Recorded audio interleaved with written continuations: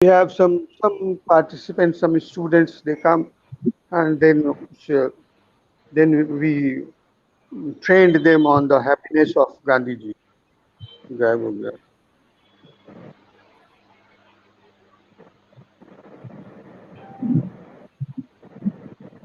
Oops, I lost. Okay, it's great.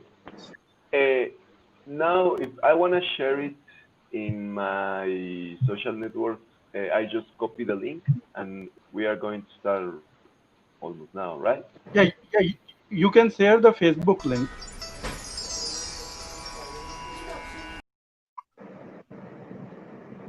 You can share the Facebook or YouTube link.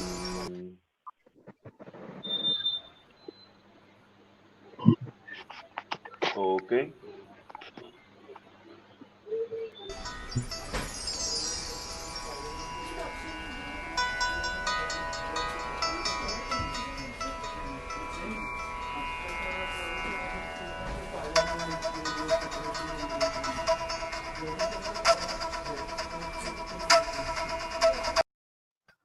Society का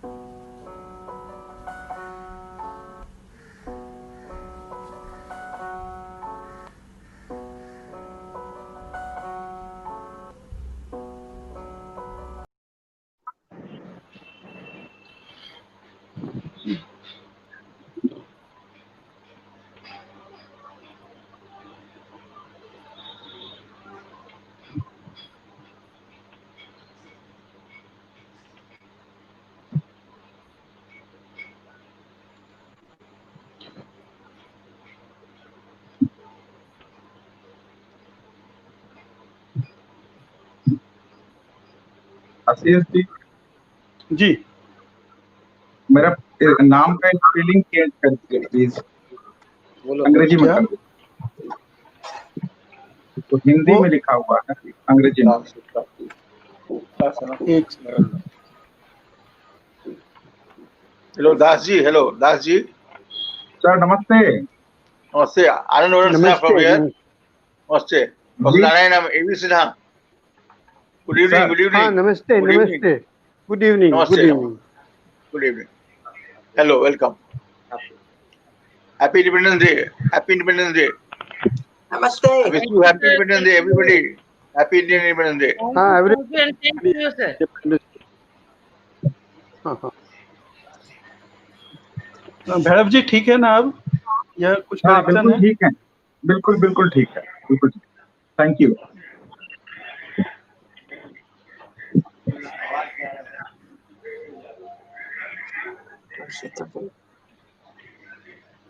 हमारे साथ एक और अतिथि अभी जुड़े नहीं है।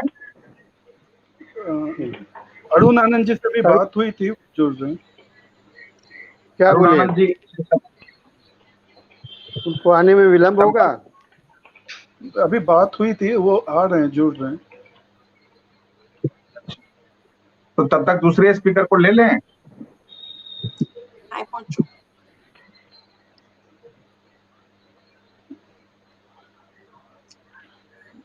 आप तब तक आप वो दिखाएं ना, आसाम वाली वो जो लेडी हैं शकुंतला चौधरी जी को दिखा दें।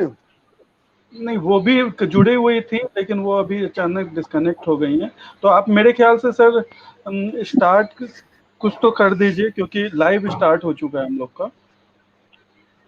ठीक है, तो हम स्टार्ट कर देते हैं। पहले आप सर एक बार इंट्रोडक्शन दे दीजिए कार्यक्रम का।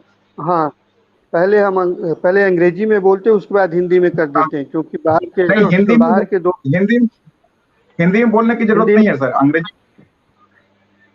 ठीक है, तो हम अंग्रेजी में बोलते हैं, क्योंकि बाहर के दो हमारे पार्टिसिपेंट्स हैं। तो जी। अभी हमारे पास से ये मिताश्री भी आउट हो गए जी, वो कुछ प्रॉब्लम्स आ रहा है मतलब नेट में। आ जाएंगी। टेक्निकल आ प्रॉब्लम जाएंगे, ठीक हाँ है। आ जाएंगे। I welcome all of you, all the participants, Madam Veronica, then Mr. Pancho, then Bhairab Lal Das ji, or Mr. A.V.Sinha Sahab, and we are expecting that one another person, Arun Anand, will join us shortly. And Dr. A.K. Pandey Sahab is also with us. So this is all Thank about you. today. The participants are from different fields, but we are all together on one issue, that is the issue of Gandhiji. So we all are working on Gandhiji. Today we three anthropologists are here: Pancho, Mitashri Mitra, and myself. And Veronica is a great activist, internationally known for Gandhiji work. Bhairab Lal Das ji is also well known as a historian on Gandhiji, and Mr. Sinha Sahab is a well-known IAS administrative officer, but he has a lot of interest in Gandhiji, Kasturba Gandhi, and Jayaprakash Narayan. Whenever we talk a lot about these three great people, these three great personalities of the Indian politics and Indian life. So today we have this is the second series of our international webinar on on Gandhi and his relevance in contemporary scenario. When we talk of contemporary scenario, it means we are focusing how to attain peace in the world, how to attain peace in the society. So that is our focus, and with that focus, we are discussing, we are deliberating with international participants. And in the last webinar, two persons from abroad, they also joined us. One was Professor William. He's a professor of anthropology, and the other Mr. Oleg from Israel. He is also great Gandhian, and he is also an activist. So this is last time the program was inaugurated by the Chief Minister of Chhattisgarh. We chose him Chhattisgarh because he is a Gandhian. He has written book on Gandhi, and he is not only Gandhian by writing a book or sharing his views on Gandhi, but he has adopted the Gandhian mode of life in his life, day-to-day life. That's why I requested him, and he came last time. So today Narayan we sir, have. Narayan Uh, sir, Arun Anand ji is also here. We welcome him. so we welcome Arun Anandji, and we are very happy that Arun Anandji is with us. Arun Anand is a very famous journalist in contemporary journalism world, and he has recently his book on Ayodhya was released. That's a very wonderful book, and anybody who is interested in Ayodhya, they can see and read that book. Then before that, he has also written a book on the RSS, uh, the origin, growth, and development of RSS. Then he has also talked about the present governance system.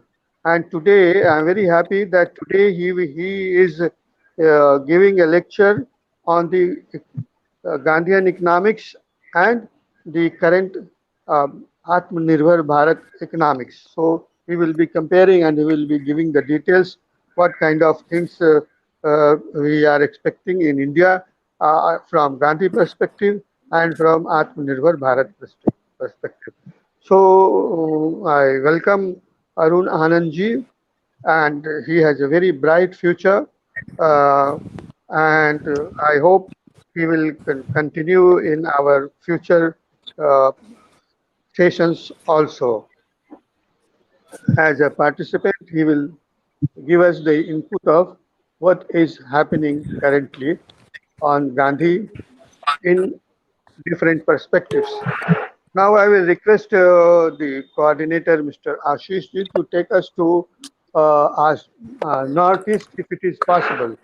If Actually, technically it is not, actually she was online, but I think she has got disconnected. So I I will see. request you to start the inaugural Continue. session, and once she comes, I will connect her. Okay, today we had one souvenirs.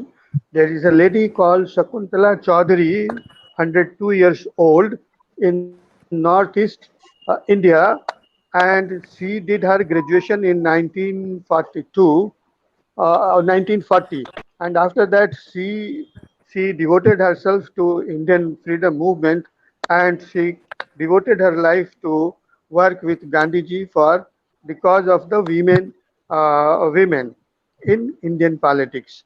So I just wanted to show to all of you that lady, she is still working, she is in good health, and she is ready to interact with us and to give us some her memories. If sometime I may try. I wish that we can have a documentary on her. That is the very precious women for us from Gandhian perspective, that she can recount how Gandhiji went to Northeast and how Kasturba Gandhi went to Northeast, and she is even today she is in charge of that Kasturba Ashram in Northeast. That is the only ashram in Northeast where about 250 women are who were sometime they were associated with Gandhiji and they are still living in that ashram. So that is one thing. Now I will request uh, Arun Anandji to give his inaugural lecture. Arun Anandji, please. Thank you. Yeah. Can you all hear me? Yes, yes, I can hear you. Okay. Great. First, thank you all for inviting me, especially Professor Narayan. And I think it's basically because of COVID-19 that both of us got connected online a couple of months ago, and it has been really great learning experience with him. And I welcome all other participants also. See, I have had the opportunity to work in different media organizations for about 2.5 decades, and I have watched the governments working very closely. So and I have an academic background in economics. So when the Prime Minister took up this issue of Atmanirbhar Bharat, which is self-reliant India, and then it was followed by the ideological mentor of this government, the RSS, its chief, Shri Mohan Bhagwat, sir, who is known as Sarsangachalak. So on 26th of April, he gave a clarion call to the millions of volunteers of RSS across the nation that we should basically start a move to make India self-reliant. And all these things are coming in the backdrop of COVID-19. See, one thing is that it is not because of COVID-19 that this government has done this thing. My understanding is that the idea of making India self-reliant was always there on its on the it was always there with this government. And it is just that probably COVID-19 had maybe might have expedited this move a few months ahead.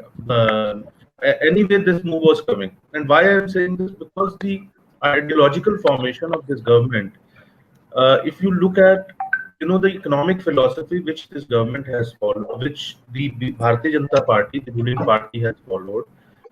Before 1980, it was known as Bharatiya Jansan, and it has followed the philosophy of integral humanism.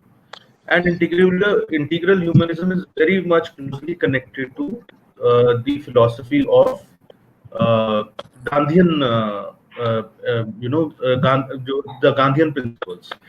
Gandhi also talked about Mahatma Gandhi also talked about the principle of trusteeship, that the policymakers or the governments should basically be trustee of the various resources. And the same thing is almost similarly there, though in different words, in the integral humanism also. Now, what has happened actually? What does this how does this concept of self-reliant India and self-reliant India? It is actually I would say uh, it's a way forward of the Gandhian philosophy. When Gandhi talked about Swadeshi economics, when Gandhi talked about Swaraj, and when he also talked about various economic principles in Hind Swaraj, he talked about village-based cottage industry-based economy. So largely now what this government is doing, if we look at the philosophical framework, both the this government's call for self-reliant India and Mahatma Gandhi's call for Swadeshi. So both of them have a very fundamental common ground in principle. What has happened over the last 200 years or so, it is the famous economist Ricardo's theory of comparative advantage, which has been at the core of all economic policy frameworks, whether it has been a socialist framework or whether it has been a capitalist framework. Whatever the political system may be, but Ricardo's theory of comparative advantage was a precursor to the globalization which we have witnessed, and all the countries opted for it. Now, what was theory of comparative advantage? Most of you would be knowing it, but for our viewers, basically, who are on Facebook and live and who don't have a background of economics, I'll just explain in 2-3 simple lines. Theory of comparative advantage says that if a country is more efficient in producing a certain kind of commodity, then it should only produce that.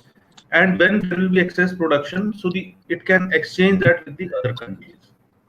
Now we have seen that whether it the what has happened with theory of comparative advantage.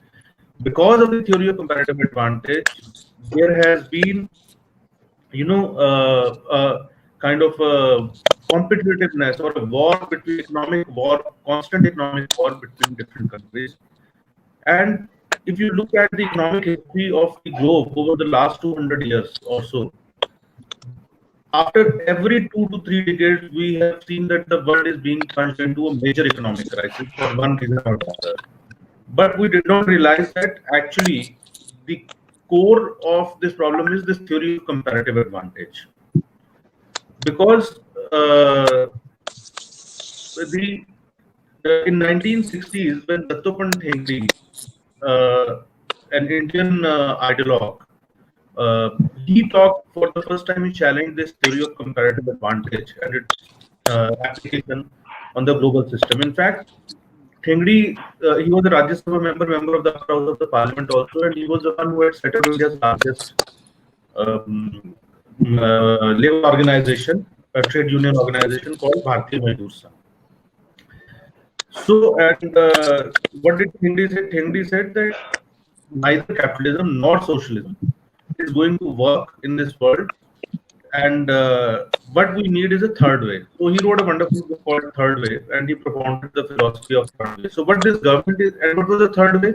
The third way was inspired by what Gandhiji had said, but his economic principles were that you need not look at maximizing the materialistic gains. You need to balance it out, and you need to do only that much production. So basically what Gandhiji said was that consumerism is not the solution of the problem. Consumerism is the problem, and that is what we have witnessed: the over exploitation of the global resources. And because of the consumerism, the countries basically there's a massive form of economic colonialism which we have seen, and where the powerful countries through financial institution, network of international financial institutions, have been exploiting the developing or the underdeveloped countries. Now, apart from Hindi, there was another economist, Professor M.G. Bokre. So, Professor M.G. Bokre was the head of department in the Nagpur University, and what Professor M.G. Bokre did, he was a close friend of Dattopant Thengdi. So, Thengdi inspired him. Ironically, Professor Bokre was actually a humanist. He was a communist ideologue. He was a part of the think tank as far as economic issues were concerned. So, but he was a good friend of Thengri, and Thengri was on the other side of the spectrum. He was a senior RSS worker, full-time worker, which is known as Pracharak. And so Tengri inspired him to, go back to the Indian ancient literature and find out whether there are anything which it says about the economic issues. And then Bokre learned Sanskrit, and then he read all the ancient literature extensively. And then he wrote a beautiful book called Hindu Economics. So, and that book is again, propounds the fundamental of the Hindu economics or the economic model which he has given, and he has given it specifically a mathematical model. He has not only talked about all these things in vague terms. So, drawing from ancient Indian knowledge, and he has given an Eastern framework, I would say, of economic philosophy, which much before him had been basically talked about by Mahatma Gandhi himself. If you look at Hind Swaraj, and if you look at this book called Hindu Economics, and if you look at Third Way, so you will find a very, very close connect with them. And so I think the key is, I would just, you know, uh, kind of basically finish up my address by saying one thing. See what has happened at the Western, what Mahatma Gandhi said, that you need not rely on the Western economic framework. The Eastern part of the world, or the this part of the world. So every country has its own specific cultural context and a historical context. So what Mahatma Gandhi said, that and he also relied on the ancient Hindu literature or ancient Indian literature and texts. That is from where he drew his knowledge. So whether it was Thingri, whether it was Bokre, whether it was Mahatma Gandhi, and now the present government, the thinking is that the Western economic framework, which is based on Adam Smith's Wealth of Nations or David Ricardo's principles of political economy and the theory of comparative advantage. So these things are not going to work, and we need to find a third way. So this third way, which this government is trying to find, the manifestation of this third way is getting reflected through this call for making India self-reliant. And I would say, as Mahatma Gandhi had always taken that position, that it is going to be a continuous process. See, the situation in the early 20th century or the mid of the 20th century, when Mahatma Gandhi was talking about all these issues, and when propounded an economic philosophy. So there are a lot of things which have undergone change. So obviously that blueprint cannot be replicated. But yes, the fundamentals remain the same. And in one line, I would say the fundamental is that we need to avoid consumerism. And consumerism is not the boon, but consumerism is the bane of the society. And that is the only way you can coexist with this mother nature, or you can coexist on this earth. So don't exploit the resources. Use those resources only that much, or only use these resources only to fulfill your needs and minimize your needs. So when this happens, profit will not remain motive of uh, the economic activity. And the problem is that profit being the profit being the sole motto of the business world. So that's why we see a lot of manipulations and machinations and all these things going on. And ultimately what we see basically, that a corruption ridden global economy, where after every 10 years or 15 years you see a major economic crisis. So if you want to get rid of that, you need to have an absolute change in your viewpoint. A 360-degree change has to come about, and I think it's time to go back to Hindu Swaraj, Hindu economics, and third way. So all these things are the same, and we hope that this government can, through self-reliant India, can project a successful economic model which the rest of the world can also follow. And once again, thank you patiently for listening to me. And it has been a privilege to be part of this gathering. And my best wishes for the rest of the speakers. Thank you very much. Thank you. Thank you very much. Thank you very much. Now the Niraj ji, next speaker. Niraj. Yeah, Veronica ji from Venezuela. Yeah. Can you Veronica introduce? ji. Veronica ji is a well-known Gandhian, and she is working tirelessly for Gandhi ideology globally, and she has a strong desire to see Gandhi as a living ones in globe. I will request her to make her presentation before August gathering. Thank you so much, Professor Narayan and Ashish, for your kind words. India celebrates today its 74th anniversary of independence. First of all, I would like to congratulate all brothers and sisters in India from all your brothers and sisters in Venezuela. I would also like to thank the Society for Empowerment for organizing this 4 days seminar regarding the relevance of Mahatma Gandhi in contemporary scenario. And of course, I would also thank Professor Narayan for inviting me to participate and share with you our experience of our work at Mahatma Gandhi, Venezuela. I feel very honored to be among such prestigious speakers. First, I would like to talk a little bit about our organization and let you know Mahatma Gandhi Venezuela. It's an NGO that was created in 2016 in partnership with Mahatma Gandhi Foundation India, with the leadership of Tushar Gandhi, the great-grandson of Gandhi ji. And our objective has been to promote the legacy of Mahatma Gandhi. We have implemented more than 100 workshops and reached more than 2,800 people from all walks of life, with an emphasis in low-income communities and children. We also have a university course at Universidad Metropolitana, which is focused on youth. For Mahatma Gandhi, Venezuela has been an honor to have had sustained sponsorship since its launching from the Embassy of India in Venezuela, and the support of all the prestigious ambassadors since 2016.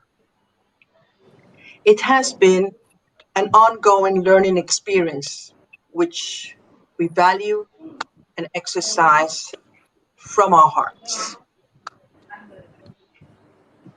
When I was invited to share with you my thoughts on the relevance of Gandhi in the contemporary scenario, usually people refer to the manner in which his philosophy can influence the political change of power. However, I would like to focus on the relevance of his legacy in our everyday life, on how to tackle our everyday issues regarding conflicts, discrimination, and communication. The current world scenario is presented with uncertainty and inequalities, where we feel overwhelmed and often paralyzed.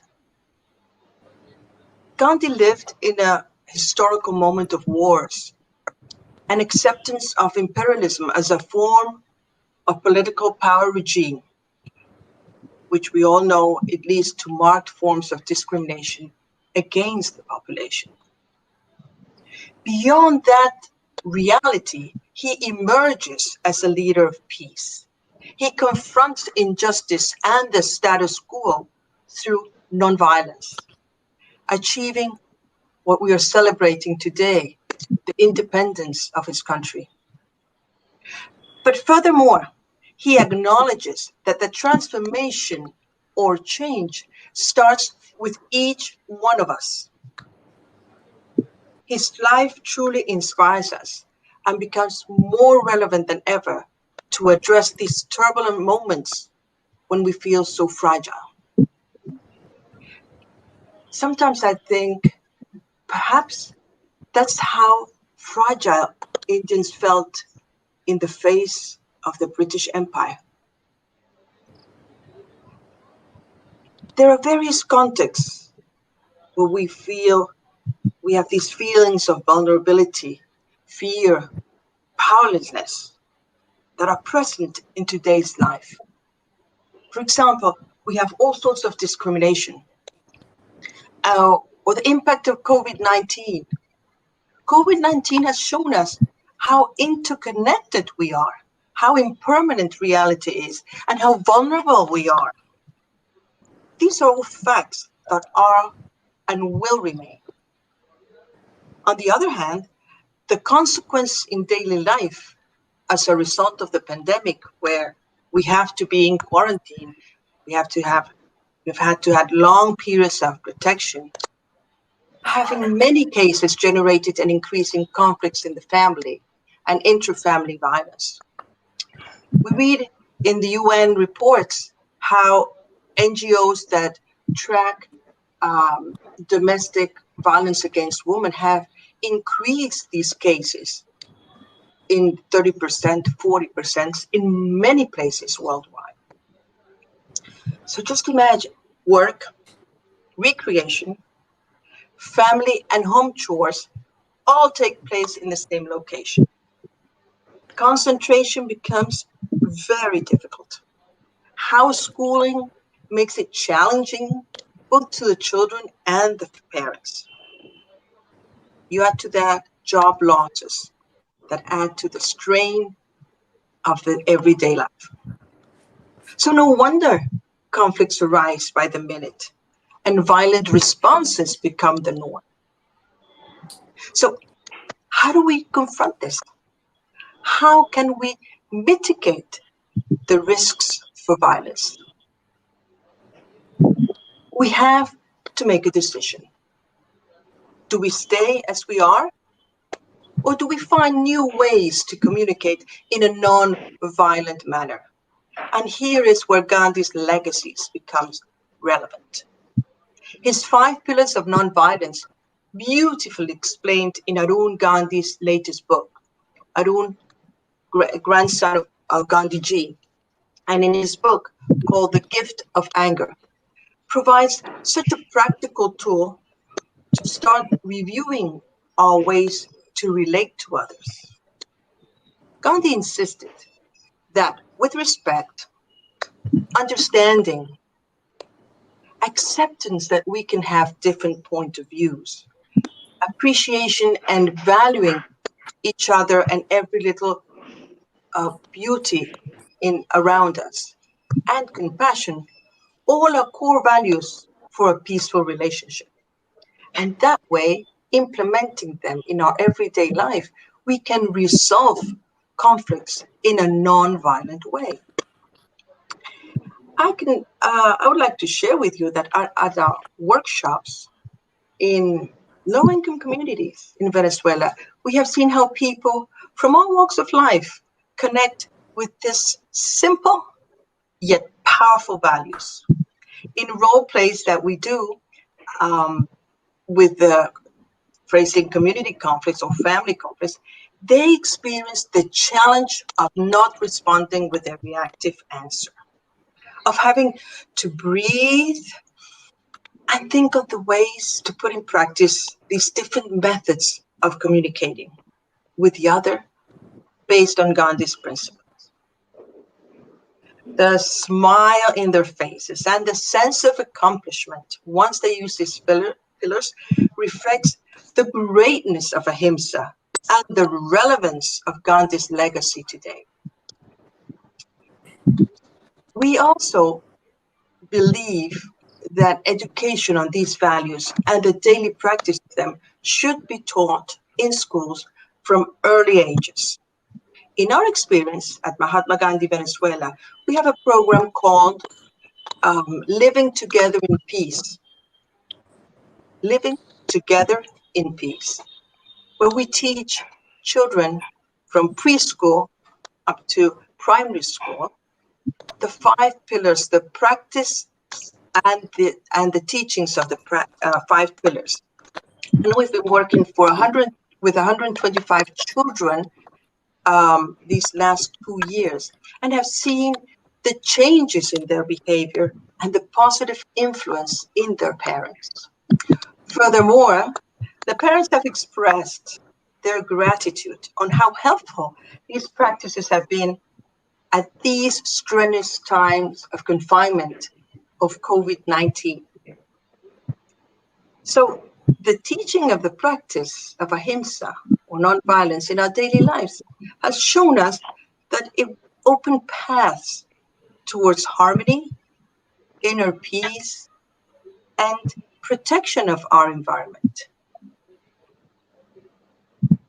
As we move along in different challenges that our contemporary society has and that we see in our contemporary scenario, we see how various types of discrimination are implanted in our societies.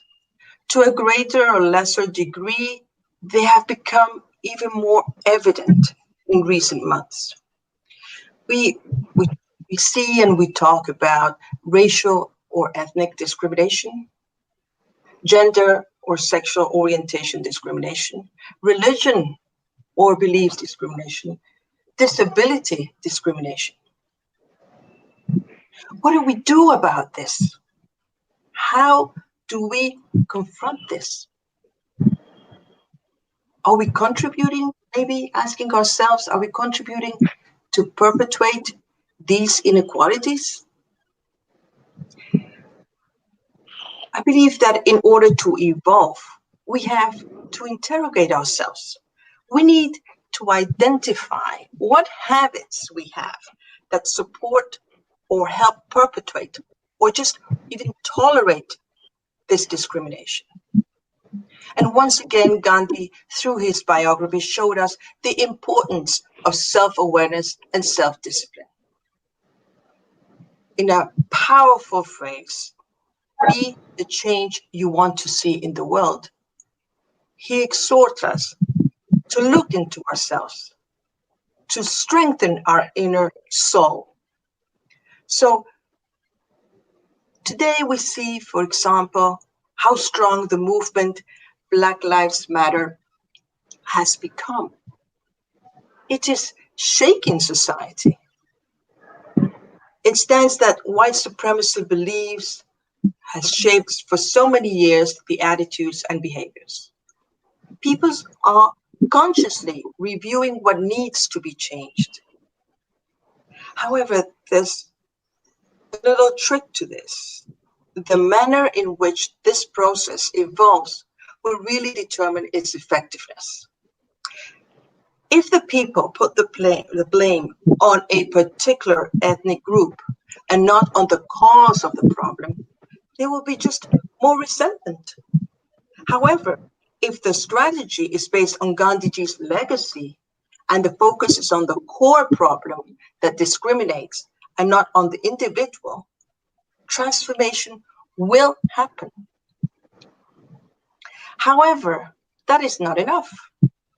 In order to move forward, each and every one of us needs to confront our own bias, not with recrimination, but with a wholehearted truth, which ensures that no harm is done to any person or whichever ethnic group. Then society will evolve, transforming relations between individuals, and that is what would lead us to a more permanent change. There's a phrase that Tushar Gandhi I once heard, and I thought it was very enlightening. He said, there's as many lessons that his great-grandfather left, and I quote, Responsibility, he says, is the most important one. The collective realization that all changes starts with individual actions and that we are all responsible for the collective. I strongly believe that Mahatma Gandhi can never be irrelevant. While there is injustice, inequality, and discrimination in the world, Gandhiji's principles and teachings will be relevant. And my invitation to you all is to follow Gandhiji's footsteps and let your life and your beliefs evolve through experimenting with nonviolence. Thank you.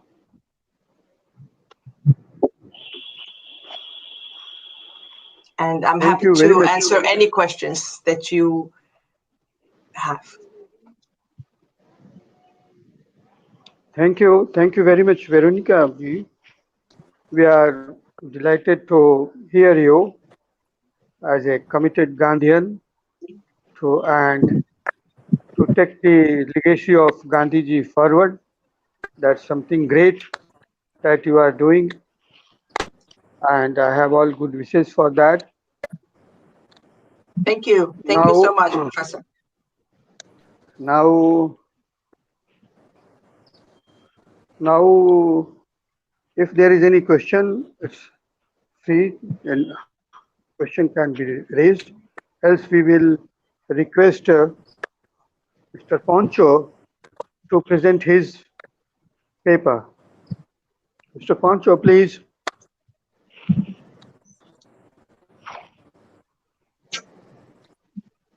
Hello, Mr. Poncho. Here, there is.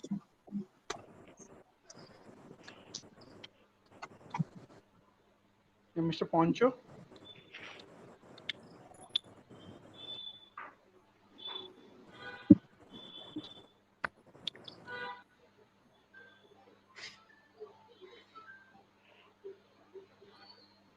Please unmute. Say him unmute.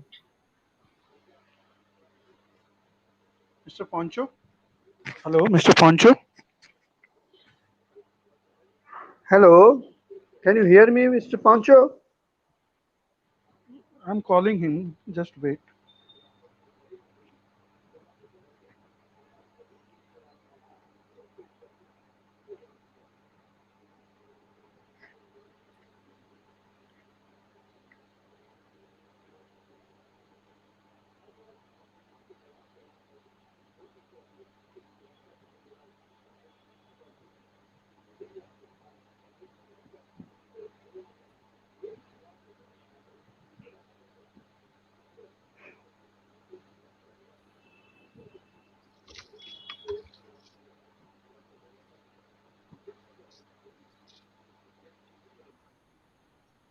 Please ask him to Please unmute. yourself, Mr. Poncho. Please unmute yourself.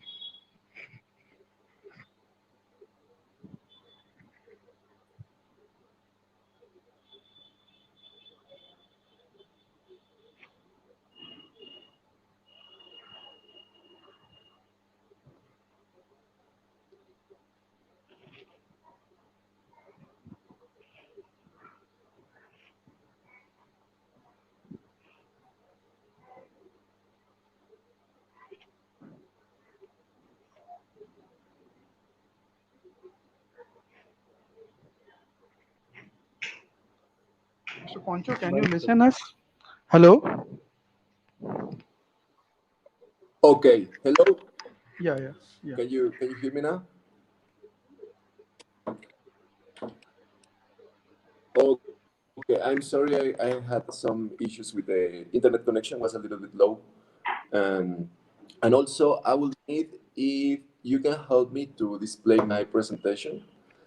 I love to show pictures, and that's a way also for me to share and to think and to express. Many people say that an image can say more than 1,000 words. So it's a way that for me very, I don't know how to create a dialogue with all of you. So yeah, if you can help me with my presentation that has a Please, lot of please pictures, speak and also loudly. Please speak I little will bit show loudly. you about my experiences, direct experiences with different movements around Latin America, not only in Mexico, that are working with the ideals and, well, what Gandhi gave to us after all this time. So, well, I'm Poncho Hernandez from Mexico. I've been working in Gandhian philosophy since 2010, and I was participant of the seminar in Gujarat Vidyapith, the university founded by Mahatma Gandhi in Ahmedabad. So I was part of the international seminar on Gandhian nonviolence. And since then, once I was back in Mexico, I started working in how to bring all this message into our Latin American reality, because something that it's clear is that most of the people doesn't know anything about Gandhi in our country, and that's a shame. It's actually very sad that we don't have this knowledge and these ideas about what Gandhi did and what Gandhi can tell us our time. So I don't know if you can, if you have the presentation. I want to show you some examples of how nonviolence has been adapted by different movements all around Latin America, even if they are not explicitly Gandhian, and that's something I want to make clear. They are not always saying that we are a Gandhian movement. But what I wanted to show you is how the Gandhian philosophy and its core message was adapted by all these movements in different parts of Latin America, and they are creating opportunities for nonviolence and peace building. So that's why I wanted to highlight from this presentation. So and also, it's a call for you in India that are more concerned and know much more about Gandhi than us in Mexico or Latin America, how to create bridges and how to learn from each other. That will be great because we really need to get all this knowledge here into Latin America. But well, what I want to say first is the context of violence in Latin America. It's really difficult. We are now in one of the most violent regions of the world. Latin America has been considered the most violent region and the most lethal regarding weapons, regarding homicides, regarding femicide, and different problems that we face in Latin America. We have a kind of totalitarian regimes that we may call dictatorships, but it's a very conflicted term sometimes. You have this in Nicaragua, in Honduras, in Cuba, and in Venezuela. We have these kind of regimes that are very well. They don't allow any kind of democratic change happen. Maybe our friend from Venezuela can agree or maybe disagree, and that would be great to talk about. But I consider Venezuela, Nicaragua, Cuba dictatorship regimes. We also have far right wing regimes also in Ecuador, Chile, and Brazil. Bolsonaro, Piñera, Lenin Moreno, all these presidents has been very conservative and almost fascist. So we are facing for one side dictatorships and in other side fascist regimes. We have still guerrilla in parts of Colombia mainly and paramilitary groups all over the region in Venezuela, Colombia. And there are a lot of mining, fracking projects that wants to expel indigenous communities from their territories. That it's mainly in the Amazonia and in the Andes, Indian region. It's Peru, Bolivia, and some parts of Ecuador. We also have all these problems of drug trafficking, gangs, and migration from Central America to Mexico, where there is a lot of all these narco violence going on with hundreds of thousands of people being killed or displaced from their territories. So that's one of the main problems of violence that now we face in the region. But there is also a great rise of movements all across the Latin American countries. We have, and I want to show you, but please, if you can share my presentation, so that will make it clear for people, so I can show you the examples how people is resisting and creating alternatives. And that's why I think that even if they are not Gandhian, very explicitly, they are applying the principles of Satyagraha, of Hind Swaraj, and constructive program in many ways, and also based on their own cultural worldview. Like especially in indigenous communities, they already have their own ideas about land protecting, about land rights, and also about non-violence.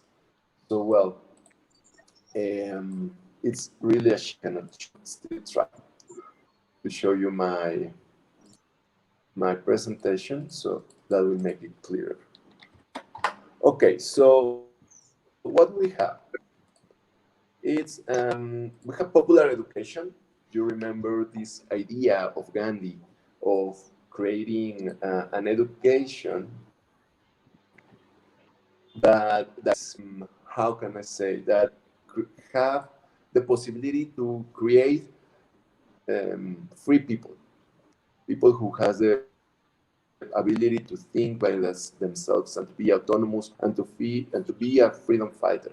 So now there are a lot of projects of popular education all over different regions. I've been studying these from the south of the U.S. And the United States, like the southern border states with Mexico, the northern border of Mexico, and of course the south.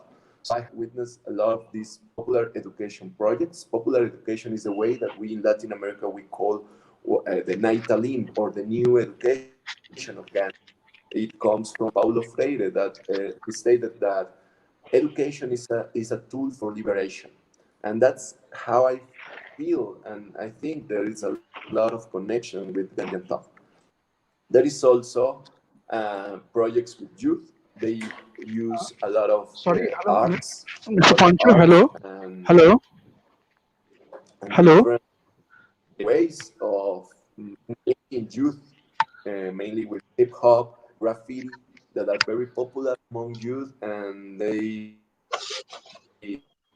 trying to use it as a way of communication and to try to do something different with people.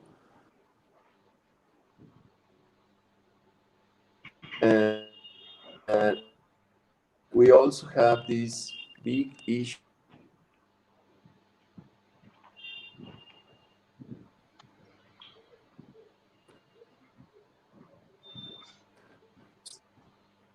Mr. Pancho, It's I have getting, started your well, presentation. femicides I think are you are facing a big problem. issue, really, really, really a big issue in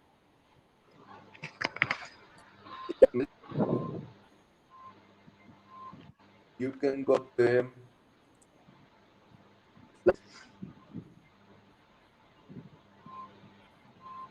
Hello? Hello. Oh, yeah, okay. I'm sorry, I just lost the connection for a moment. Okay, well, Please speak loudly. Hello. we have Your voice a is not project for audible indigenous properly. communities or Afro.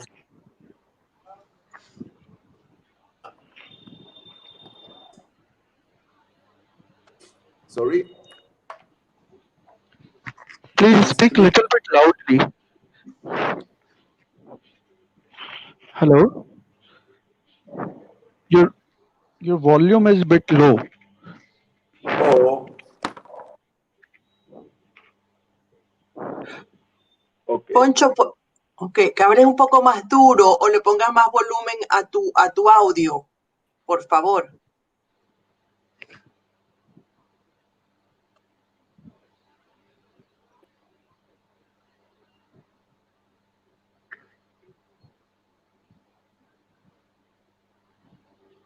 Oops.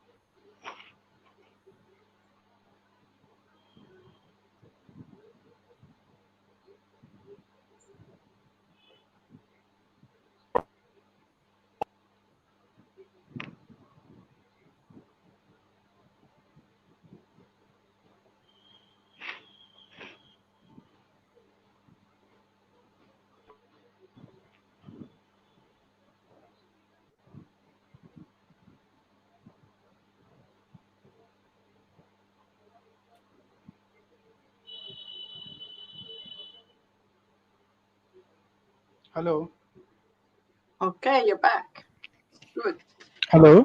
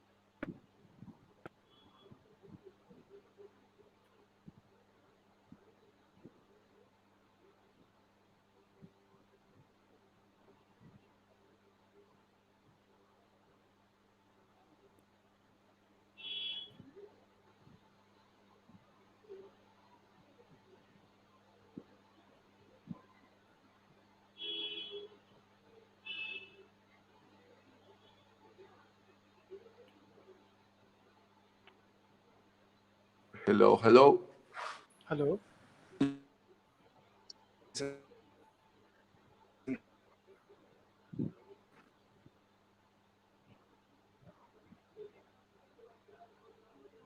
Hello. Okay. Well, the next one, it's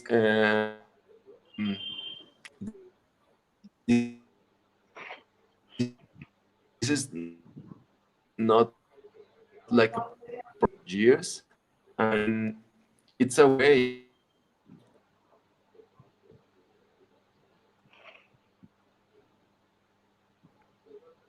Okay, I don't know why it's so bad.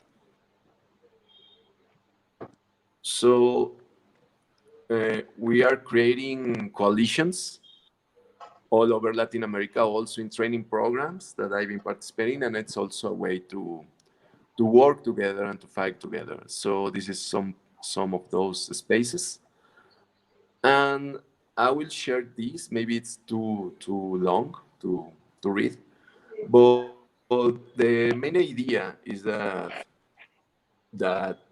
Gandhi and nonviolence it's still an inspiration, and not only an inspiration, it's also growing concern among movements that things can change without the use of violence, and that is a great shift in Latin American politics where guerrilla and where many violent movements took place. Now most of the movements are non-violent, and they are really creating opportunities for a different future in our continent. So I will finish here, and I'm sorry because of the network. I hope you listen. Thank you.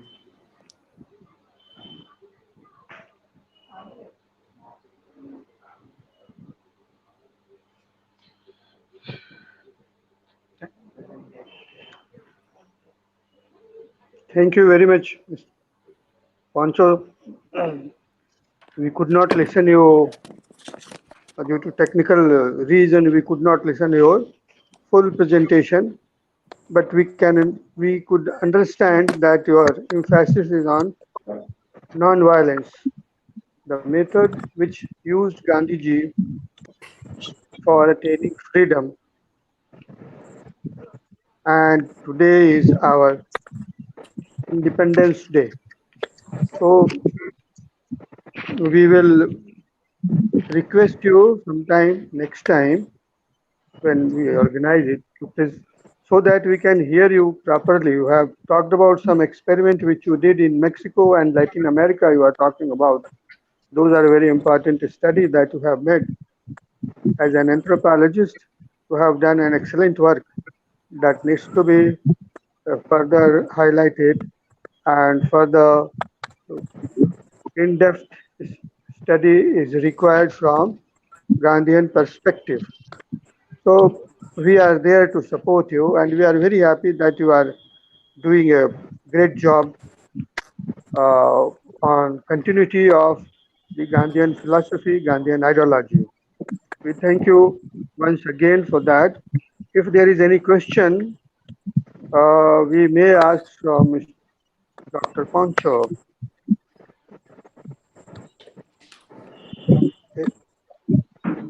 If not, Ashish then we ji, will move. जी गीता की गीता गोस्वामी गोस्वामी जी जी जुड़ आ गई गई हैं। हैं। जी जी गीता जी शकुंतला जी हैं क्या? गीता जी शकुंतला जी नहीं जी जी तो नहीं कहाँ हेलो शकुंतला जी चली गई? सलीम शकुंतला जी नहीं कमरा में है, अभी है, कमरा में है, तो वहां पे नहीं आप अपना मोबाइल वहां ले जाइए, उनको दिखाइए। मोबाइल ले जाऊंगा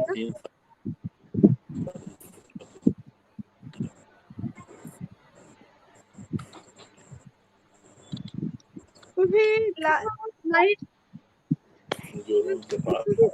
है लाइट रात हुआ है ना रेस्ट किया हाँ क्या? उम्र ज्यादा है ना उनकी हाँ सेवन रात 7 में वो भी रेस्ट किया रात हो गया, आप नहीं बोलेंगी? नहीं उनको सामने सामने लाकर बिठा दीजिए, हो जाएगा।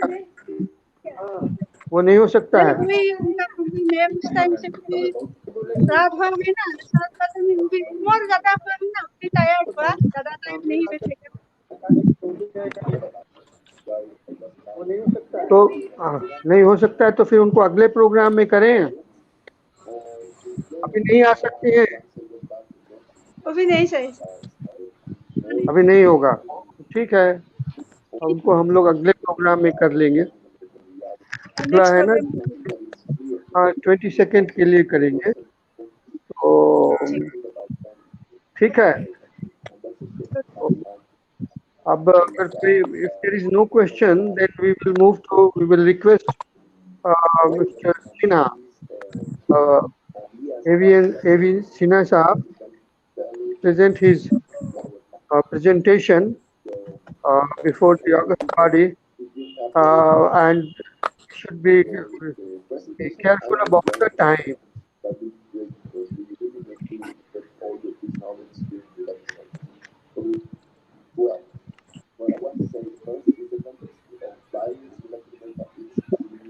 Sinha Saab. Thank you, Professor Narayan. Thank First you. of all, good evening, everybody. It's very nice to have to be a participant in this important program, especially on the auspicious occasion of the 74th Independence Day of India. Nothing can be more sacred for all Indians than this day when we became independent from foreign colonial rule. First, I would like to thank Professor Narayan for inviting me to this meeting, to this session, and especially for his encouragement to me over last so many years since we have been together in many fields, government, sociology, anthropology, social work, political work, whatever it is, education, all that. I have for my sake for my topic today is contemporary relevance of Mahatma Gandhi in empowerment of marginals. So I repeat it: contemporary relevance of Mahatma Gandhi in empowerment of marginals. As you know, this is the 150th birth anniversary celebration of Mahatma Gandhi ji. We will conclude on 2nd October 2020. Mahatma Gandhi was born on 2nd October 1869, and as the government of India has announced, the celebrations began on 22nd October 2018, 1 year before, and will end on 2nd October 2020. So we are in that period. So Dr. Narayan, who is very active anthropologist and sociologist and social worker and educationist in his own right, has really done a human service to the country, organizing these series of seminars on the occasion of Mahatma Gandhi's 150th birth anniversary celebrations. Now, to come to the point, I like to say that first, that Gandhi, had many dimensions, both national and international. I'll make a mention of both.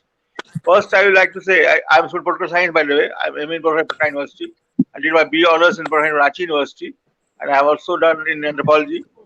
So, not I have done in MBA part course in past course in anthropology.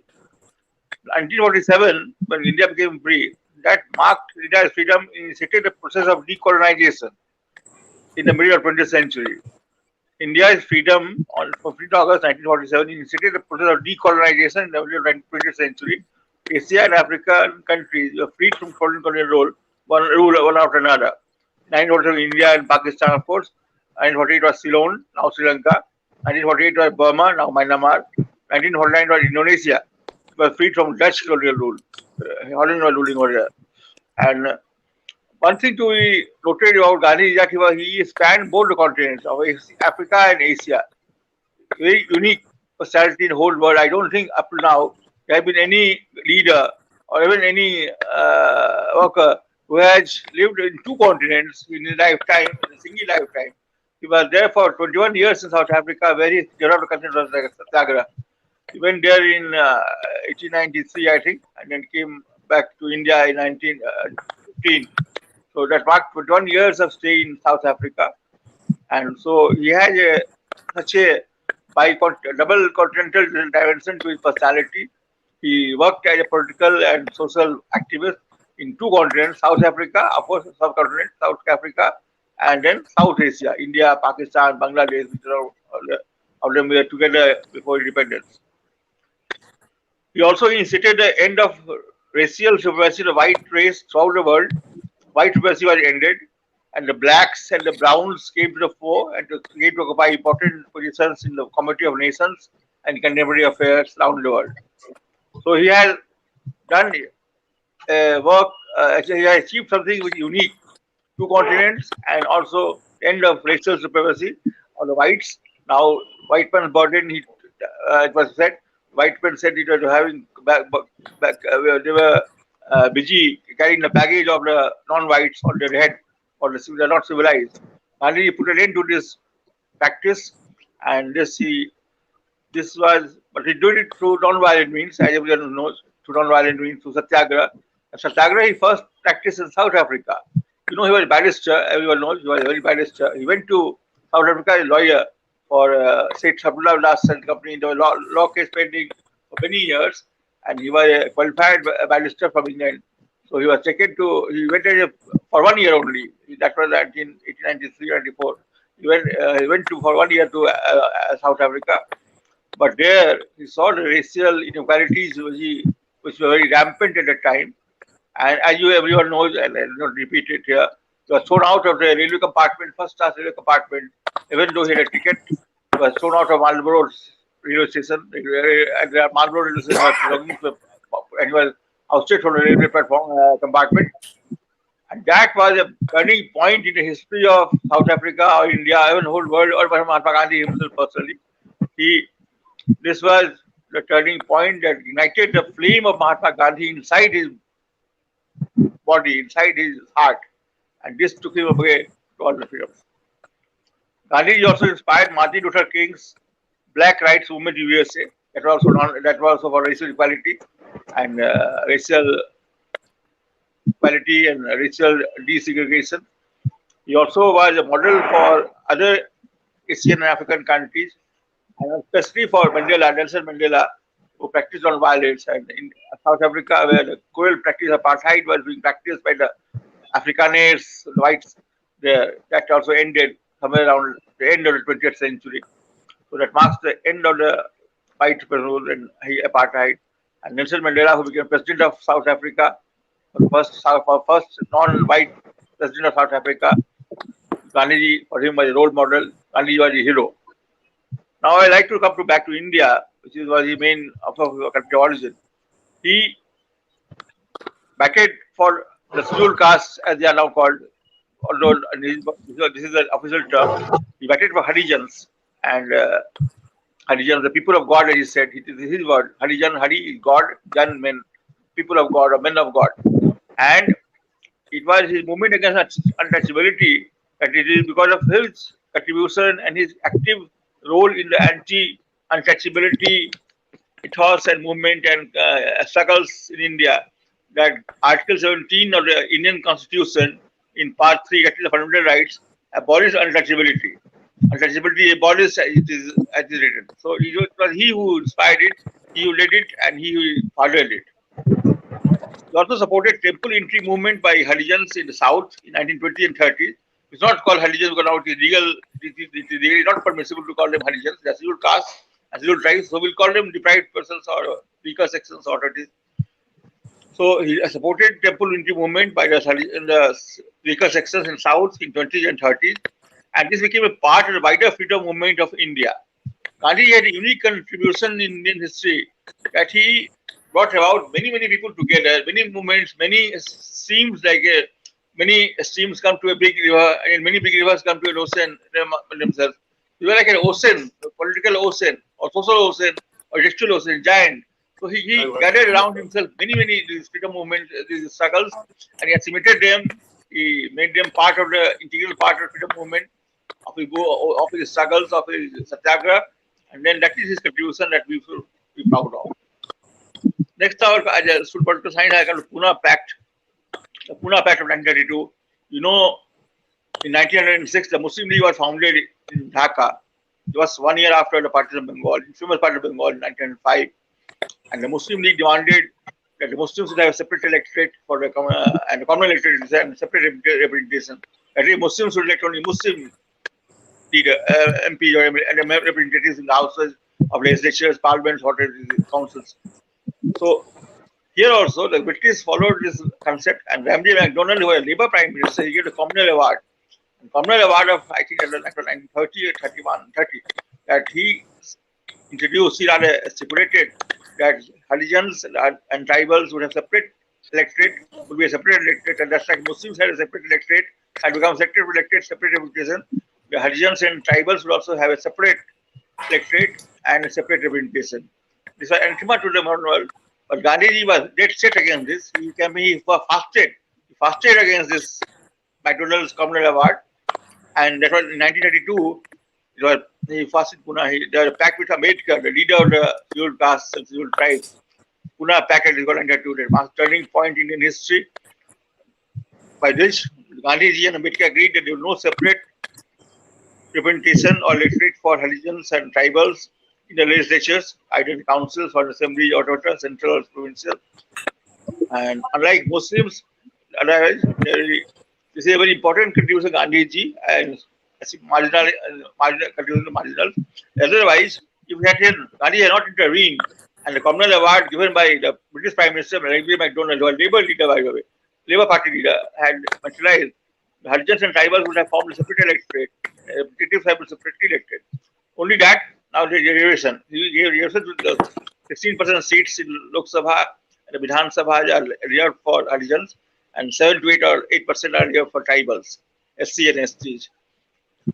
So this was a very important contribution of Mahatma Gandhi. He empowered the marginals. Otherwise, there would have been separation, and India would have been balkanized. Or to talk of Pakistan, India would have been very much many that at least not at this time very short. He stayed in Bhangi colony, you know. I stayed in Bhangi colony, like in Delhi also other places. Stayed in Bhangi colony, Harijan colony, with the sweepers, with the scavengers, and these people who were cleaning the toilets. He himself cleaned the toilets, and as you all know, all scholars, Mahatma Gandhi was damn against keeping scavengers or sweepers, professionals. He wanted everybody to clean his own toilet, he clean his own night soil, clean his own bathrooms. And he pushed his own wife Kasturba once very rudely, and you don't know how he then it was that famous film Gandhi It Is Own, that he almost dragged her out of the house because Kasturba said that he not clean the bathroom or the toilet. Gandhi said no, you have to clean the toilet, you have to do it. Gandhi was against keeping servants, scavengers or sweepers. So he really practiced what he preached. This is a major contribution of Mahatma Gandhi. There was no difference between his precept and practice. What he did, he also practiced it, and he also followed his own advice. So healer heal thyself, as he said. So first he healed himself and then he healed others. He also started Harijan newspaper, as it's called. It was an important role played in Indian history. It was under his leadership. And I'll come to last point. Non-violence made the people empowered. Last minute, it made the people marginals also empowered. Non-violence was just not as a political weapon, made them the lower caste, the backwards, the tribals, the Dalits, the Harijans, whatever it is, the weaker sections.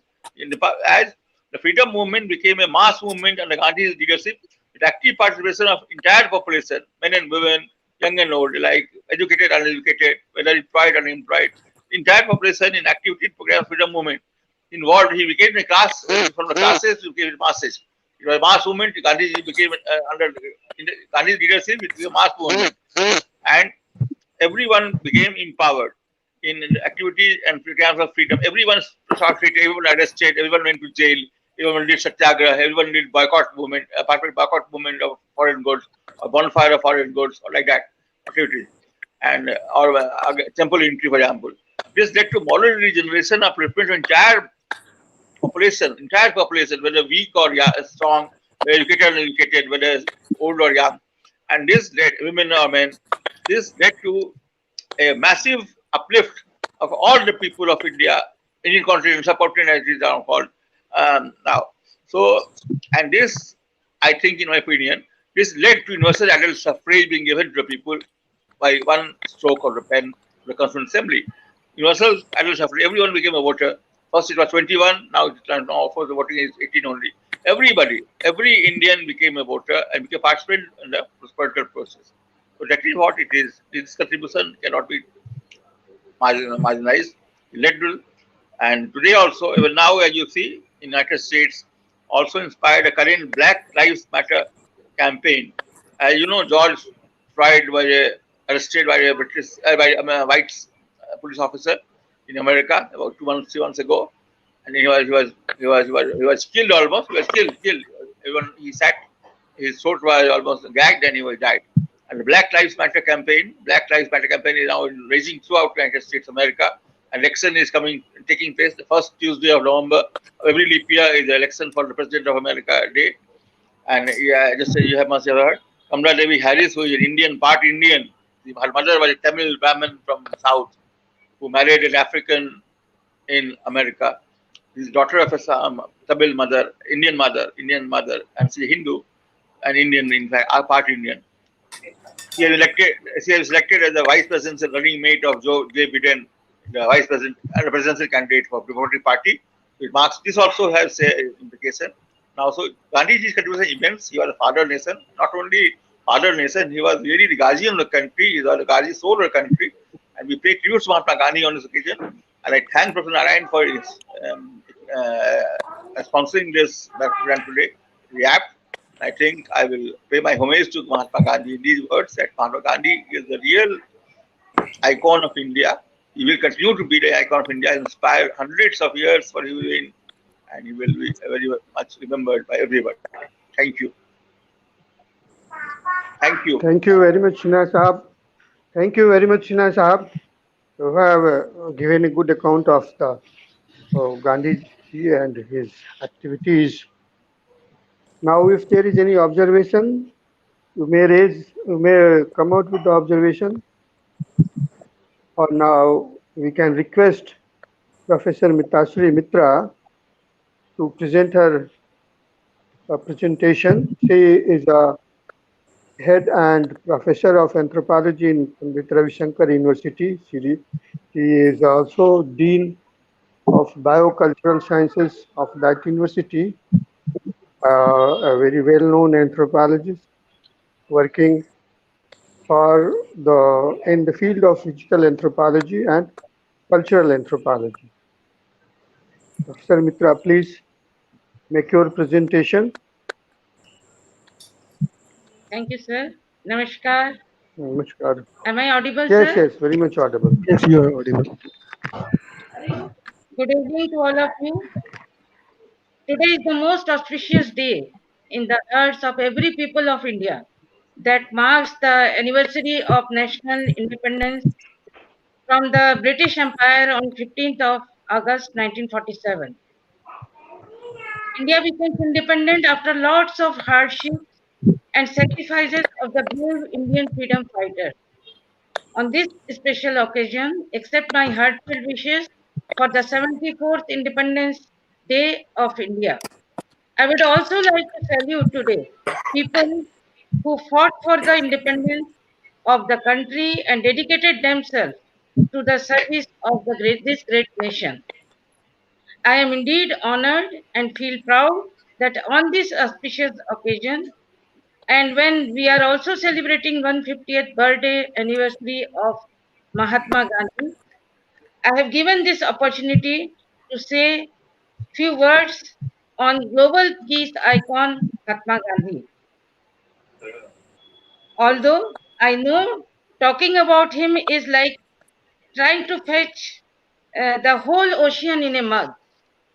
Before that, I would like to thank Professor S. Narayan for giving me this opportunity to share my views. Eminent scholars from India, Venezuela, Mexico, and team members of the Society for Empowerment and Friends. We are living in a world with global unrest, fear, anger, discontent, despair, immorality, terrorism, and ethnic and religious conflicts, which is gaining higher and higher intensity all around the world today. I think Mahatma Gandhi's life and his ideals are still a universal philosophy in every sphere of this world to address all these issues. Mahatma Gandhi was one of the giants of the 20th century who left an indelible impact on the social, political, economic, religious, and educational scenario of the day. He was the architect of the destiny of his own life as well as of the nation.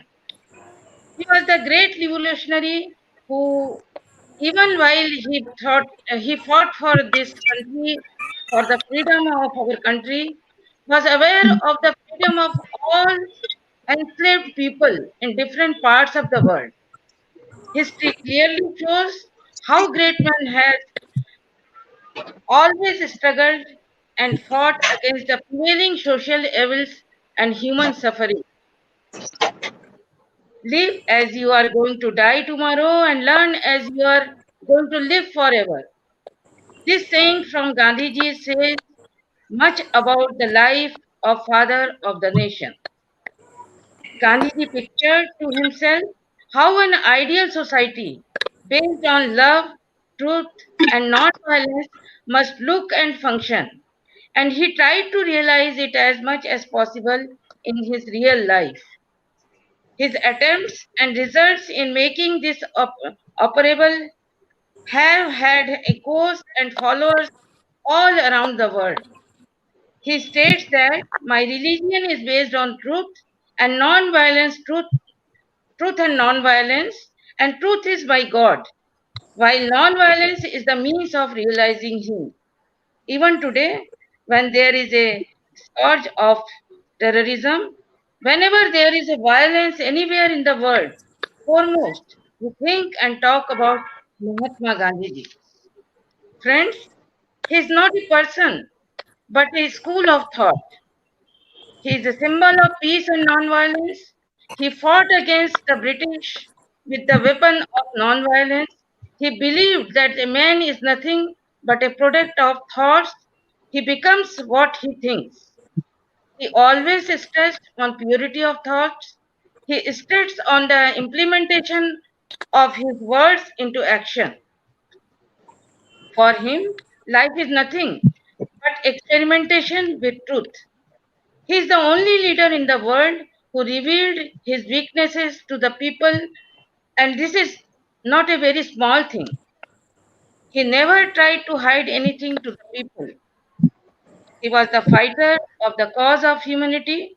He says, you must not lose your faith in humanity. Humanity is like the ocean. If some drops of the ocean are dirty, the ocean doesn't become dirty. So have faith on humanity. Friends, he always stressed that happiness is the result of good conduct. He says, happiness is when what you think, what you say, and what you do are in harmony. We will find readers fighting for a cause But we won't find a leader who will guide us throughout the life. And Gandhiji was that leader, a saint, a prophet, and a man of his word. He says anger and intolerance are the twin enemies of incorrect understanding. He says an eye for an eye only ends up making whole world blind. Gandhiji was not born great, but he trained himself to face all risks cheerfully and undergo sufferings gracefully. His devotion and dedication to social progress to all his spheres and selfless service to the poor makes him a great leader. Gandhiji's philosophy of non-violence remains sage advice in a world where differences are more easily amplified and people take offense more readily. During India's struggle for freedom, he showed the world that freedom can be achieved peacefully through the path of non-violence. The United Nations General Assembly on June 15, 2007 has declared the 2nd October, his birthday, as International Day of Non-Violence. Gandhiji said, I am convinced that a non-violent society can be built only on the foundation of harmony and cooperation, without which society is bound to remain violent. If we argue that this cannot be done, it will mean that a non-violent society can never come into being. In that sense, our entire culture would, would be meaningless. Gandhi was one of the pioneers of environmental sustainability. The Gandhian question, how much should a person consume, still rings true today. His model of sustainability continues to hold relevance in our burgeoning and populous nation. Gandhi was the driving force behind what would later become a vigorous environmental movement. By campaigning against the excess of industrial development and consequently promoting renewable energy and small scale irrigation systems. Many of his ideas foreshadow the holistic thinking behind the 2030 Agenda for Sustainable Development. The question is whether in the 21st century globalized world, the Gandhian message still has or could have any actuality in managing our centuries, in managing our country's real challenges such as terrorism or the deepening moral crisis of the humanity. I say yes. It is indeed hard to believe that Gandhi is no more in our midst today, but his powerful personality has left such an indelible influence on each and every aspect of our individual and national life. The name Mahatma Gandhi transcends the bounds of race, religion, and nation and states, and has emerged as a prophetic voice of the 21st century. Still today, he is remembered for his passionate adherence to the practice of non-violence and his supreme humanism. His ideals are relevant even today, irrespective of time, geographical boundaries, and cultural background, because it is based on values of truth, peace, non-violence, freedom, human dignity, and respect and love of all fellow beings, and religious tolerance have eternal value. He is still alive and active. This vision continues to resonate across the world. His principles help to reshape the lost morality and regain humanity. I can say that most of the teachings of the Gandhi holds relevance even today. Let us reaffirm the values of Gandhi. To conclude, I would like to endorse the appeal of the United Nations Secretary General on 2nd October 2019 when he said, I urge each and every one of us to do everything in our power to bridge the divide, as We strive to build a better future for all. Thank you, Jai Hind. Thank you very much, Professor Mitra. You have given a good thought to us to ponder over uh, how Gandhiji is alive even today, and when there is a crisis in the country, then we go for searching the ideology of Gandhiji to solve various problems. Now, all the papers uh, which were to be presented today has been presented. If there is any observation, you are free to make it. Otherwise, uh, I will. Arun Anandji has left, or is he with us? No, actually, there Arun was some Anandji. technical issue. There was some Uh, technical issue on Arun Anand's side. His net uh, connectivity was low, so he has left for some time. He said he will try to okay. come back again once his net normalizes. But I think time is already over. I think time is. Can you try once that if he is there, it's okay. To No, he is not Mr. there. Dr. Pancho and uh, Dr. Veronica, I have to share one thing that in last session, in the first session of this international webinar, there was a suggestion from Dr. Oleg of Israel. He suggested that there should be an institute of Gandhi Peace and Disarmament. He said that there is no such institute. There is an institute for Gandhi and peace, but there is no such institute for Gandhi peace and disarmament. You both of you can tell tell me, because both of you are activists. You must be knowing that if there is any uh, institute, institution, or any NGO which is working in the field of disarmament and Gandhian philosophy and disarmament.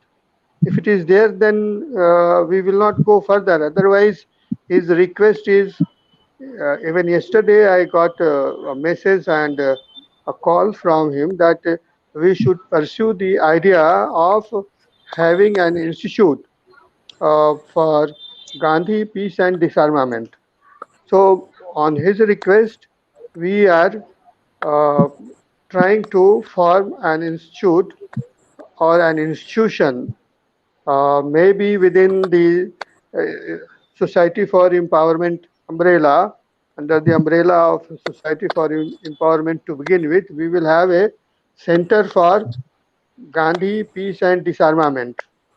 So I request both of you to join us, and to other our panelists of today. We also request all the panelists, all the speakers of today to join us in uh, pursuing the idea of Dr. Oleg to have an institute or a center for disarmament, peace, and Gandhi. And I would like to inform you that Sri Bhairab Lal Das ji, who is an expert on Gandhi, he's already he has started working on that Institute for Disarmament and uh, Gandhi.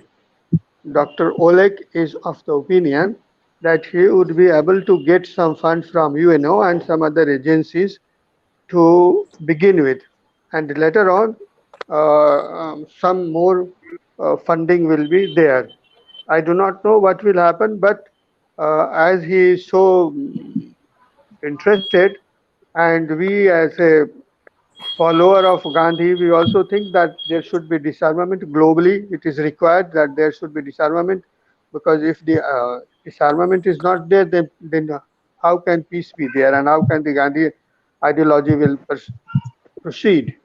So from that perspective, it is there. So I thought that I should inform both of you, Verinika ji and Pancho Saab, so that If you are interested, you are most welcome. You can join in that thing. Otherwise, we are going with that request of Dr. Oleg. He has suggested two names also and two institutions. One is in California and other is again in somewhere in England, UK. So he has suggested, and they are in our contact. So if you all agree, then I will request for your support also in forming that Institute of Disarmament, Gandhi Peace and Disarmament. Thank you very much. Society for Empowerment is a registered body, is a society, is a social activist platform. And we have interest in Gandhiji. I am working on Gandhiji since 1966, and uh, Bhairab Lal Das ji, we have worked together in making a documentary on Gandhiji for Doordarshan that we did 2 years back. And now, with the support of Bhairab Lal Das ji and our Gandhian friends here, including Dr. A.K. Pandey and A.V.Sinha Sahab, Professor Mitra, we will proceed with the idea of that Institute of Disarmament. Disarmament is equally important, like non-violence. It will be an giving and uh, fulfilling the one of the ideology of Gandhiji. Now, I would like to request uh, Bhairab Das ji to give some his findings on Gandhiji in 10 minutes, and then Dr. A.K. Pandey Sahab will give some of his views. Sir नमस्ते। मेरे पास आज के लिए तो paper नहीं है, और मैं हाँ, चंपारण सत्याग्रह और गांधी को रिलेट करके जो वर्ल्ड पीस की बात थी उस पर मैं बात करना चाहता था, लेकिन मैं रिक्वेस्ट करूंगा डॉक्टर ए के पांडे से जो वो अपनी बात रखें।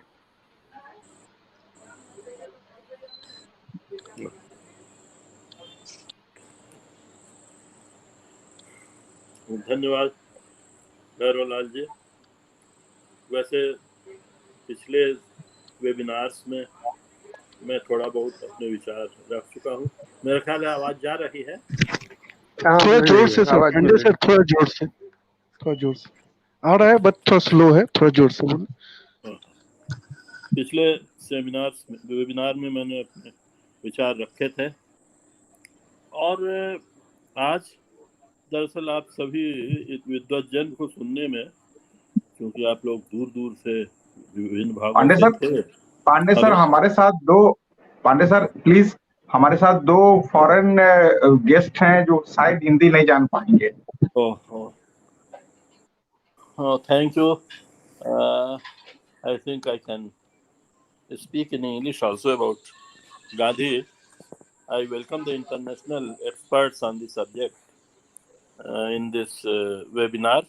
Though I had been discussing a lot in last 2 issues of the webinar, today I have only to say, if I repeat that, it will be not very good. So I repeat only 3 things about Mahatma Gandhi as on today. Though your all observations have been very clear and I have understood. First thing is that integrity of thought. Means when Mr. Gandhi said that I'm poorest of the poor, I can live within that limits, he demonstrated also that within the poorest person's income, he can actually live. So that is why he was supported by masses.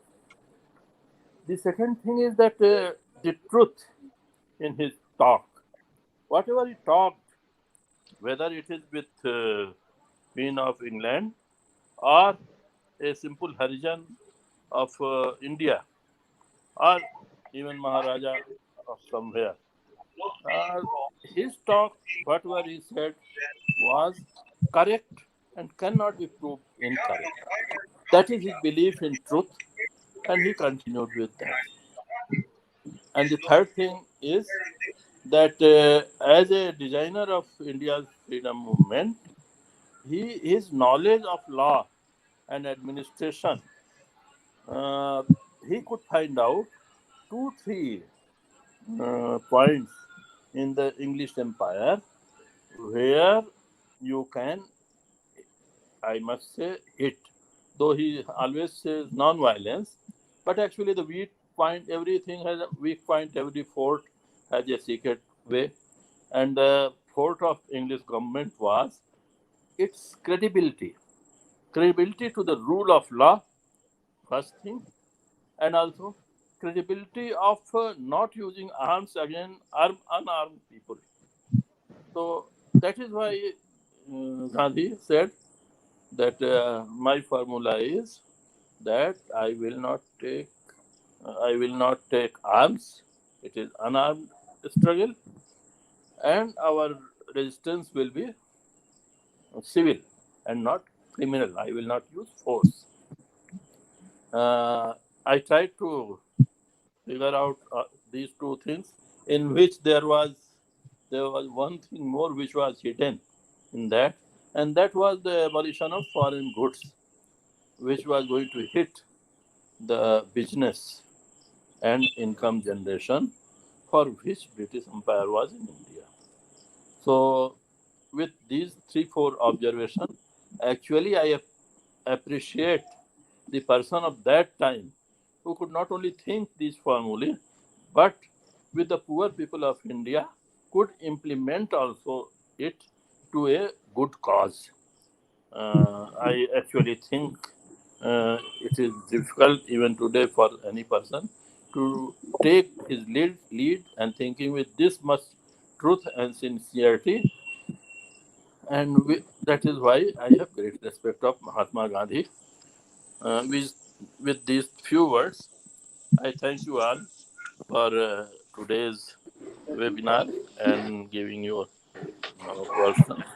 And I hope our discussion will lead us to the formula of Gandhi for present day problems of the world, that is disarmament, quarrel with different nations, etc., for international peace. With this, I thank Mr. S. Narayan for taking the initiative for all these things, and hope it will lead us to somewhere better. Thank you, sir. Thank you. Thank you very much, Dr. Pandey Sahab. Now, Veronica, would you like to say something on the? I said that we are, as per the request of the Dr. Oleg from Israel, we are trying to have an institute, or you can say a center for Gandhi peace and disarmament. If you agree with it, then we would like to be active for this institution, because you have in Venezuela you have done wonderful work. So I think you can, if you come to this, our efforts will be, if it is a, if you are a part of this effort, then probably we would be able to do it at the earliest point and with some perfection.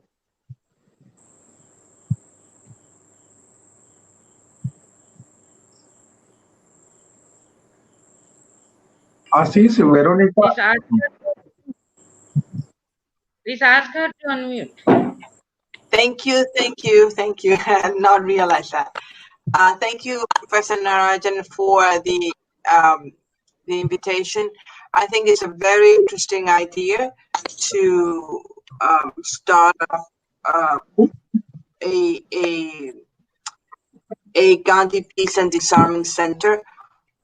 We, as our own organization, is evolving from Mahatma Gandhi Venezuela to It's called Centro Gandhi, which is going to be Gandhi Center, and it will explore different other aspects of Gandhi life and impact in everyday life.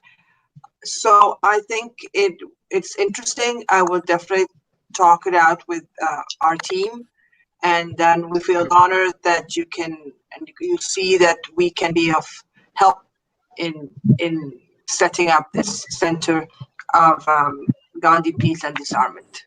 So we'll definitely keep in touch. Okay. Thank you very much. Thank you very much for this, your support and your interest in that proposed center. And uh, Pancho Sahab, you are also an anthropologist. Would you like to be interested a part of that center? Would you like to support that? Because in your paper, you are talking about the non-violence and disarmament in Mexico and Latin America. You have the paper which you have just presented. You have sent me the paper and I have read the whole paper. So here, technically, it was not audible to each participants. But I had Yeah. privilege to read your paper which you sent to Hello, me. hello. Can you hear me? Dr. Pancho, can you hear me? Hello? Eh, आशीष साहब अब आप इसको wind up कर लीजिए time हो गया अब तो hello. Mr. Pancho, can you Can you hear hear us? me? Mr. Pancho? Hello. Hello? Yeah, Mr. Pancho? नहीं उनको प्रॉब्लम है ऑडियो प्रॉब्लम है आप वाइंड अप कर लीजिए प्रोग्राम को Okay, so No, I can't hear you. I think वो बोल रहे हैं बट उनकी आवाज नहीं आ रही. हाँ आवाज नहीं आ रही ठीक है आप उनको कन्वे कर दीजिए कि हम लोग उनको मेल भेज देंगे वो मेल का जवाब दे देंगे हो जाएगा So we thank you all, the esteemed guests today, respected Arun Anand ji, Veronica ji, Poncho ji, Professor Mitashri Mitra, A.V.Sinha ji, Dr. A.K. Pandey ji, Bhairab Lal Das ji, our very own S. Narayan ji. Thank you very much for this interactive webinar today. And with this, we would like to end our today's deliberations. Our next webinar is on 22nd, that is again on Saturday. So we request everyone to join on YouTube and our Facebook link where the live it will be telecasted live. Thank you very much. Thank you. Thank Thank you. Thank you very much thank you Thank you so much.